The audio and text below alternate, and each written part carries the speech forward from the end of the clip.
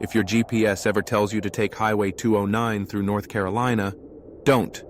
Just don't.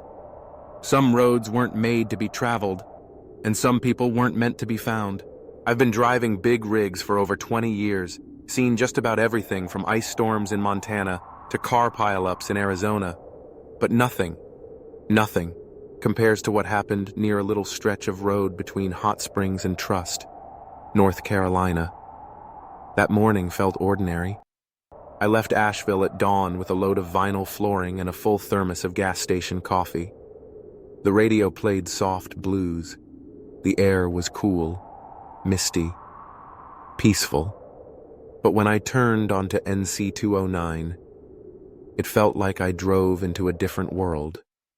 No traffic, no signal, just trees, too close, fog too thick, and a stillness too perfect. About 15 minutes in, I heard a strange clanking under the hood. Nothing serious, I thought. But then the temperature gauge started to spike.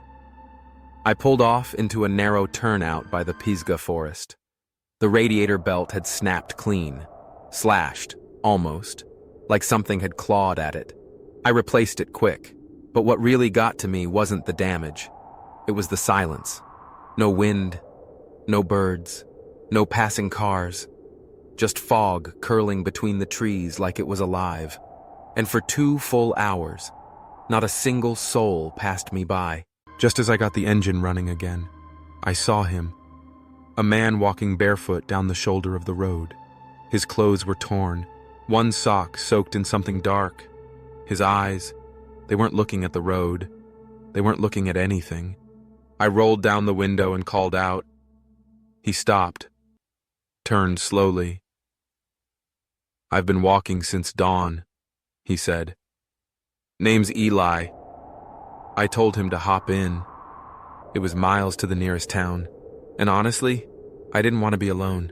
The farther we drove, the thicker the fog got, the tighter the trees pressed in.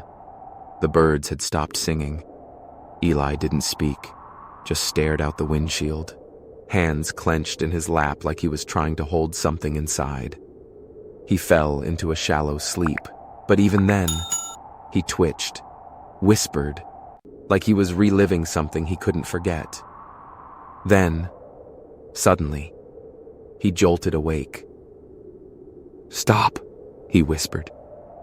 "He's near." I didn't ask who. I didn't have to. He jumped out, sprinting into the trees. I followed. That's when I saw it. A half-collapsed tobacco barn, old, rotting, swallowed by the forest. Eli stood frozen. "This is where he kept us," he said. "My sister, my cousin, me. I got out. They didn't." And then, the shadows shifted.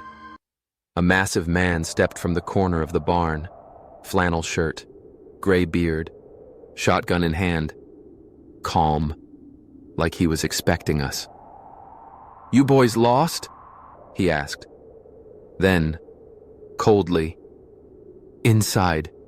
Now." He herded us into a stall, locked the door behind us, chains on the walls, bloodstains on the floor, the air thick with rot and old fear.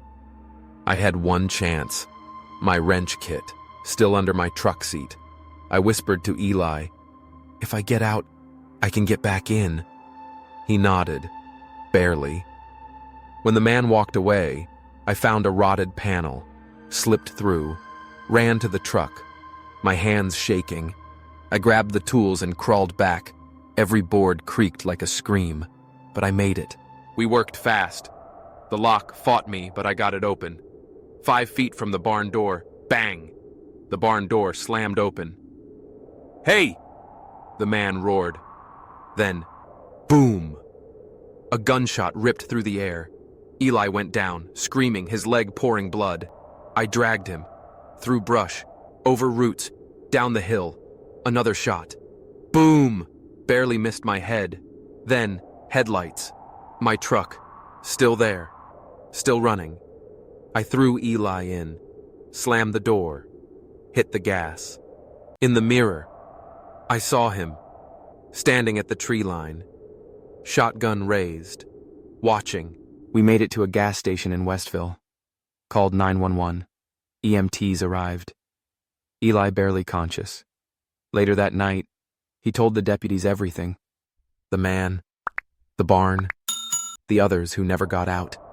They sent units, helicopters, dogs. They found the barn, but it was empty. No man, no blood, no chains, not even the broken panel I slipped through. Just dust. They told us we were confused, that trauma plays tricks on the mind. But I know what I saw, and I know what Eli said, just before they wheeled him into surgery. He's still out there, watching the road, waiting for someone else to stop. If you ever drive through North Carolina, stick to the big roads, the ones with street lights and traffic, because somewhere out there, he's still waiting, and not everyone gets to walk away.